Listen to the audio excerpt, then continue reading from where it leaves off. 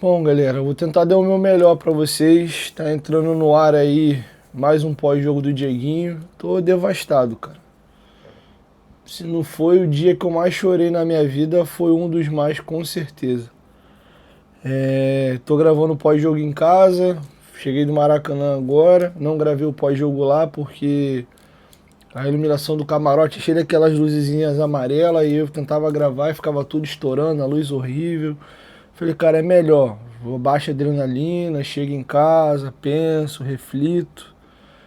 E tem um mix de emoções, tem muita coisa para falar aqui. Primeiro, aquele gosto ruim, né, cara, de frustração. De você chegar tão perto de um título, jogar em casa contra um adversário que não é nada demais. O Esporte Clube Corinthians Paulista, gigante. Agora, o time do Corinthians é um time do nosso nível, mano. Nada demais.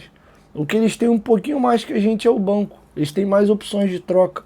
Mas o 11, o nível do futebol jogado pelo Corinthians, é abaixo do Vasco, inclusive. A gente faz 2 jogos que a gente é melhor que o adversário. Pouquinha coisa melhor em Itaquera. Não matamos. O Barros cabeceou uma bola na trave. Hoje, a gente é bem melhor. Não é pouco melhor, não. Hoje a gente é bem melhor. Só que o Vasco, às vezes, ele é um pouco cansativo também, sabe? Primeiro gol do Corinthians, cara. Uma bola invertida, o Mateuzinho sozinho. E o Léo Jardim, cara. Eu até fiz um comentário do jogo do Fluminense que o PH não merecia ficar marcado por uma eliminação numa semifinal contra o Fluminense com aquele gol contra, o Verratti pelo pênalti perdido. E o Léo Jardim não merecia ficar marcado também por uma falha, pelo Vasco perder um título. Mas o que o Léo Jardim fez hoje, cara, é muito patético. Um goleiro que já foi convocado para a seleção brasileira, que defende o gol de um dos maiores clubes do mundo. Você não pode, Léo Jardim, ter essa indecisão para sair do gol. E olha, o título da gente poderia ter ido embora com 20 e poucos minutos, sei lá, no primeiro tempo. Porque depois o Léo Jardim fez a mesma coisa, cara. Uma bola invertida, não, tô no estádio, tá, galera? Não vi replay ainda, não vi lance de nada. Não lembro nas costas de quem, se foi do Cuesta, se foi do Paulo Henrique. A bola entra, o Yuri Alberto domina, o Léo Jardim já era para ter saído, já era para ele ter feito a cobertura nas costas do último defensor do Vasco. A bola vai lenta, viajando, ele não sai. O Yuri Alberto domina a bola corre. Em vez dele sair para fechar o ângulo do cara, ele fica plantado dentro do gol, dá todo o ângulo do mundo. Ah, o Vasco é um clube assim azarado também, cara. O cara chuta a bola pega no pé da trave e cai dentro do gol 1-0. Com 18, 20 minutos, sei lá. E aí você fica naquela, né, mano? Pô, mano, não é possível, cara. Não é possível. Hoje não, de novo não. E eu falei bastante de Deus nas minhas redes sociais. Conversei muito com Deus, cheguei, dobrei meu joelho, orei antes de dormir, orei também no intervalo, fiquei de joelho um bom tempo lá, depois do, enquanto estava 1-1 ainda, depois do 2-1 também. Pedi tanto a Deus, mas também fiz uma postagem e seja feita a sua vontade. Tem uma galera que não gosta nem muito de envolver, né, mundo espiritual, falar de Deus com relação a futebol, a esporte, mas eu também entendo que a Bíblia fala que a gente tem que falar com Deus o tempo todo, todo momento. Então, já que eu me predispus a trabalhar com isso e estava nesse momento no estádio, acho que não tem nenhum impeditivo para que eu possa falar com meu Deus. E eu pedi muito ele, cara. Eu falei, não só por mim. Pô, cara, é muito sofrimento, são muitos anos sofrendo. Poxa, essa galera merece. E eu vou dormir hoje com algumas imagens na minha cabeça, sabe? Tinha um momento, quando tava o 2-1 já, o jogo acabando, se olhava pro lado, tinha um menininho do meu lado, no camarote ao lado, 2 crianças, cara. Uma menina e um menino, lourinho, branquinho, lindas crianças, dos olhos claros. E as crianças choravam muito, cara. Choravam muito. Tinha um menininho também na cadeira de baixo. pessoal do meu lado, ficou famoso e viralizou, 2 menininhos se abraçando no Maracanã, na classificação contra o Fluminense, um até não tem um pedaço do braço, esse menino tava no camarote do meu lado. Ele tava com o bonezinho da Força Jovem, tinha um outro menino do lado dele, e você olhava a cara das crianças assim, e eu sou burro velho, barbado, tô disposto a levar isso aqui até as últimas consequências. Aí você vê uma criança, cara, e ao mesmo tempo você para refletir, agora que já passou, a vaca já deitou, né, e já não tem mais o que fazer. Você esperava de verdade que o Vasco ia chegar a uma final de Copa do Brasil esse ano? Eu não esperava. A partir do momento que chegou, a gente torce, cara. Eu, inclusive, cheguei a falar depois do 5-0. Se você quiser aí botar esperança no teu coração, é contigo mesmo. Eu já dei como perdido isso aí, e o que vinha é lucro. Isso foi no domingo, depois de 5-0. Vem a segunda, terça-feira, a gente tá igual uns babacas depois acreditando. O Vasco fez ótimos jogos contra o Fluminense, era para ter vencido, inclusive, os 2 confrontos. Fez um jogo melhor e você fica nesse meio do caminho, sabe? Nesse misto de emoção. Porque, na real, o Vasco não era para estar nessa final, pelo ano, pela forma como foi disputado o Campeonato Brasileiro, não era um super time, mas a coisa aconteceu. E, ao mesmo tempo, é muito frustrante você perder a final para um time que não é nem melhor que você. E aí, quando você começa a olhar e cavucar o bastidor, irrita mais ainda, cara. Porque o Pedrinho tá fazendo o melhor dele, recuperação judicial, contrato com a Nike, melhorando o patrocínio, tem feito o melhor, né? Tem se dedicado. Aí tu vê o Corinthians, cara, o Corinthians o ano inteiro nas páginas policiais, até envolvimento com coisa pesada que eu não vou nem citar aqui, que quem minimamente acompanhou o noticiário aí, sabe? Pô, escândalo daqui, denúncia dali, caso de polícia. Aí no final do ano, um de um lado tá tentando fazer tudo certo, o outro faz tudo errado, contrata, não paga ninguém. O Vasco deu uns problemas na SAF também, mas viu que, né, não tinha muito o que fazer, foi pra RJ. Os caras não, mano, o Maicon que jogou hoje no Corinthians, o Corinthians pegou o Maicon por empréstimo já 2 vezes do Shakhtar, do CSKA, sei lá, e nem o empréstimo dos caras eles pagaram, mano. Eles vão pegar empréstimo agora no final do ano aí de mais de 70 milhões, mais a premiação, para pagar os transfer ban deles. A gente foi vice-campeão para esse time aí. E quando eu tô falando, eu não tô falando da instituição. A instituição do Corinthians é enorme e merece todo o respeito. Eu não tô faltando com respeito também, não. Eu tô falando da gestão, velho. Foi para isso aí que a gente perdeu o título hoje. Então não tem lógica, cara. Não tem, você faz certo e colhe, e o outro faz errado, não necessariamente vai colher, às vezes até colhe, mas mais à frente. Então, assim, é uma salada de fruta que bate em você. Ao mesmo tempo, agora falei um pouco do meu sentimento, do meu coração, das instituições. Vamos falar um pouco do time da gente. Já tinha até comentado que antes, independente do que acontecesse, para essas semifinais e finais, eu já tinha uma barca anotada com 15 nomes. Essa barca para mim não mudou absolutamente nada. O Vasco tirou muito. Tem bons jogadores, tem jogadores bem interessantes. Thiago Mendes hoje fez mais um excelente jogo. Só que a gente tem algumas limitações. E com todo respeito, eu vou falar assim, cara. O que o Felipe Coutinho decidiu pro Vasco esse ano? É ele que é o jogador mesmo, que vai ser o comandante da nossa caravela? Um jogador que não aguenta 90 minutos em campo. Diego, pô, ele meteu uma bola pro fulano, ele meteu uma bola pro ciclano. Não é má vontade, ele tenta, cara, ele é esforçado. Ninguém duvida disso, caráter, dedicação. Só que o Coutinho tem 3 cirurgias no mesmo joelho. Esse ano o que ele fez já foi mágico pra ele, que ia jogar 50 e poucos jogos no ano. Mágico pra você, irmão, porque é o básico pra quem joga no Brasil. Não é nada demais o que você fez. Mas pra você que vinha de um caminhão de lesão, de contusão, pra você foi algo extraordinário.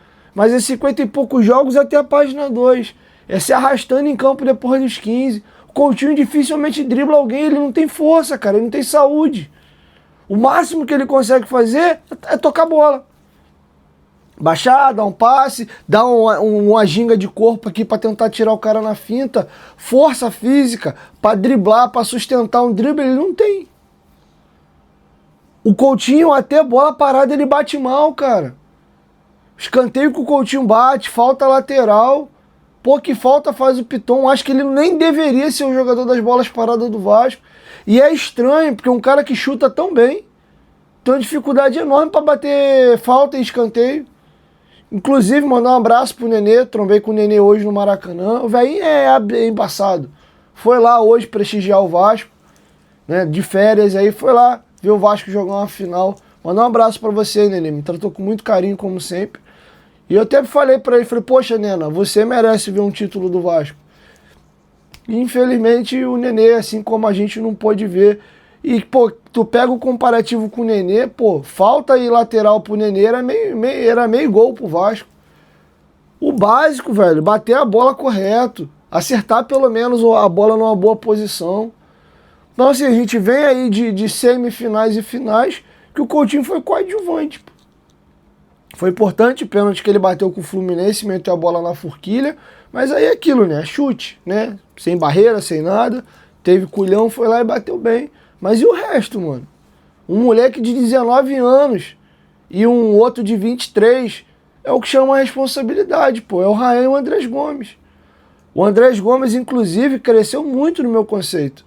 Foi disparado o jogador do Vasco que mais tentou. E foi premiado. Foi dele a assistência hoje pro gol do Nuno, foi dele as 2 assistências para os gols da vitória contra o Fluminense. Erra, tem hora que dá um drible a mais, prende um pouco a bola, mas Deus abençoa quem persevera. E ele tenta. É muito difícil pegar ele, sai para um lado, sai para o outro, muita velocidade, confiança. Ele melhorar um pouquinho a tomada de decisão, ele pode vir a ser até um dos melhores jogadores de futebol brasileiro, cara. É muito bom. Você, eu vou guardar muito no meu coração. Obrigado, Andrés Gomes. O Vasco não foi campeão, não foi por tua culpa. Você fez o teu melhor. Se a gente tivesse mais alguns Andrés Gomes, a gente talvez estivesse hoje comemorando um título. E, ao mesmo tempo, fica agora aquele sentimento. A gente não contava chegar nessa final, mas chegamos vivo em casa. E o que vai ser o 2026 da gente? Cravar qualquer coisa agora aqui é maluquice, né? Janela nem abriu, vai chegar jogador, vai sair jogador.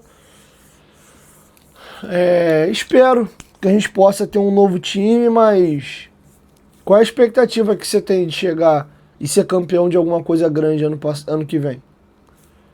Esperar, vamos torcer para o scout do Vasco ir bem. Queria agradecer ao Fernando Diniz, porque se esse time minimamente competiu e chegou próximo de ganhar um título, deve-se muito ao trabalho dele. Tá muito claro para mim que o problema do Vasco é material humano. A gente precisa melhorar o nível do nosso time titular e principalmente melhorar o banco, porque o banco do Vasco não existe. Não existe. O GB hoje perdeu 2 gols no final. Como é que eu vou cobrar o garoto? Ele nem joga, velho. Ele jogou o jogo do Vitória, sei lá que outro jogo ele jogou depois. Ele entra de vez em nunca. E quando entra são poucos minutos. É um jogador que não tem ritmo de jogo, é jovem. O Rayan demorou um pouquinho para maturar. Muito bom, sofreu quase um pênalti ali. Apareceu pro jogo pelo menos, não se escondeu.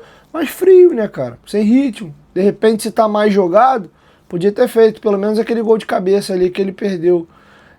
O David, que, pô, foi expulso de maneira patética recentemente. Era o David para entrar no finalzinho do jogo. Tietê, que já não vinha jogando alguns jogos. Então o banco do Vasco é bem sofrido. Matheus França, mano.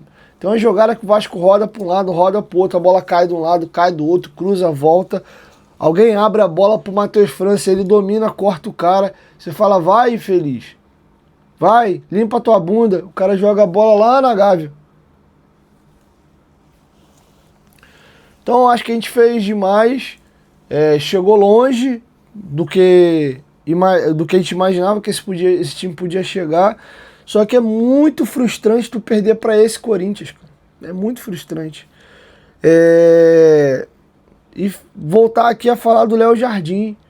Léo, pô, você é um monstro pegando pênalti, a gente não tem dúvida que você ama o clube e se esforça, mas cara, pega essa final aí e tenta corrigir isso pro ano que vem, cara. Não dá para um goleiro do teu nível não sair do gol e ter essa dificuldade enorme de tomar decisão. A nossa sorte é que o Yuri Alberto chutou outra bola por cima, porque aquele 2-0 ali ia criar um clima de merda ali, tava arriscado a gente se atacar igual índio e tomar um saco hoje. Passou hoje, cara. O vice-campeonato do Vasco na tua tomada de decisão. Se a gente não toma aquele gol ali, era outro jogo. E uma coisa que me irrita demais como torcedor do Vasco, o Vasco para fazer um gol, cara, trabalha a bola, roda, gira. Pô, é um esforço descomunal para fazer um gol. Gol do Vasco hoje lindo. Pô, roda para um lado, para o outro, cruza certinho, gol. O adversário para fazer gol no Vasco, mano, é uma invertida de bola para um lateral sozinho, é uma outra inversão desse mesmo lateral para as costas da defesa que para, é o goleiro que não sai do gol. Aí o lance do segundo gol é o Puma que tá com a bola na esquerda, ele perde, aí não mata a jogada, mérito total do Bidon, tá? Vai ter gente batendo no Barros, esse lance eu já vi no celular. Ele lembrou muito o Edmundo contra o Manchester. Muito. A diferença é que o Edmundo tava meio que parado, a bola vem nele e ele dá aquele totó, né? Aquela cavada com efeito para trás, a bola vai e volta. A jogada do Bidon hoje foi de cinema, mérito. O adversário tem mérito também, a gente não joga contra totó. Foi muito parecido com o lance do Edmundo. A bola vem, ele dá um drible da vaca com efeito, a bola vai e volta, e o Barros ainda gira e quando ele vê que a bola pegou efeito, ele dá o carrinho, mano, e foi o que deu para fazer. Barros ali não tem culpa. Se dava pra alguém ter matado a jogada depois, só que é muito azar, cara. É perfeito, o cara faz a jogada genial e aí todo mundo acerta. Ele conduz, dá no Mateuzinho, o Yuri Alberto ataca o espaço, o Yuri Alberto acerta o passe, o Depay acompanha a jogada sozinho e faz o gol. Contra o Vasco, a bola pega na trave. O Matheus França joga a bola lá na lua, a gente roda, o adversário chuta, um trava de carrinho, bate na bunda do outro, a bola gira, volta, vai aqui, vai ali. O cara fica impedido por um pentelho, que é o lance do gol do Ryan. É um pouco cansativo, cara. Só que ao mesmo tempo eu não posso ser covarde também, dizer que tá tudo errado, que tá tudo uma merda, que vai todo mundo tomar naquele lugar, que o Pedrinho é uma merda. Não, cara, tem muita coisa legal acontecendo, tem muita coisa correta. Só que a gente tá de saco cheio, velho. Tô de saco cheio. Tô de saco cheio. Tá, então o melhor que eu pude fazer no meu pós-jogo hoje foi isso. Peço desculpa a você qualquer coisa. Enfim, não sei nem como é que vai ficar esse clima agora para Natal, Ano Novo. Ano que vem vai estar todos os nossos rivais jogando a Libertadores e só a gente na Sul-Americana. Ponto positivo, na teoria é mais fácil. A probabilidade do Vasco ir passear na Libertadores, só ir para falar que foi, bater e voltar, era grande. O mais importante mesmo era ser campeão de fato da Copa do Brasil. A Sul-Americana, na teoria, é uma competição mais acessível. Dependendo do nível do investimento e dos reforços que você trouxer, é mais tranquilo para ganhar. Porém, até nisso a gente é azarado, né? A gente vai ter alguns gigantes argentinos esse ano jogando a Sul-Americana. Se eu não me engano, o Boca e o River caiu para a Sul-Americana, alguma parada assim, porque fizeram um campeonato argentino meio merda nessa temporada aí que passou e o Estudiantes foi campeão. Mas enfim, cara, agora é catar os cacos, tirar força agora para voltar à nossa programação normal, começar a gravar conteúdo para vocês. E é isso, cara, a gente vai estar sempre aqui. Vai ter gente agora falando aí que vai sair do canal, vai se desinscrever, não quer saber mais do Vasco. Chuva de verão, passa 2, 3 dias, uma semana, tá todo mundo aqui de novo, ansioso com as janelas de transferências. É isso. Depois eu falo da Barca. Agora a gente precisa rever até alguns pilares. Será que o Coutinho tem que ser o pilar do Vasco pro ano que vem com o salário que ele ganha? Verratti ganhando quase 1 milhão para ser reserva e entrar faltando 10, 15 minutos para fazer um gol de cabeça? É por aí que a gente vai botar mais de 2 milhões de reais por mês? Não sei, mas isso é um papo para um próximo vídeo, tá bom? Tamo junto, saudação vascaínas. Parabéns a todos os vascaínos que foram ao Maracanã. Não foi por culpa da gente que o Vasco não ganhou hoje. Festa incrível. Queria parabenizar a Força Jovem, a GDA, a Ira Jovem e todas as demais organizadas. Vocês são pica. Parabéns. Maracanã tava espetacular. Rapaziada, saia de madrugada no estádio, montar mosaico com o maior carinho. Mas é isso, cara. A torcida não entra em campo, não cruza, não chuta, não divide, não toma decisão se fica, se sai do gol. Mas fica esse sentimento meio de merda agora. Agora é catar os cacos e o brasileiro já começa em janeiro. Tá bom? Tamo junto, saudações vascaínas e até o próximo vídeo.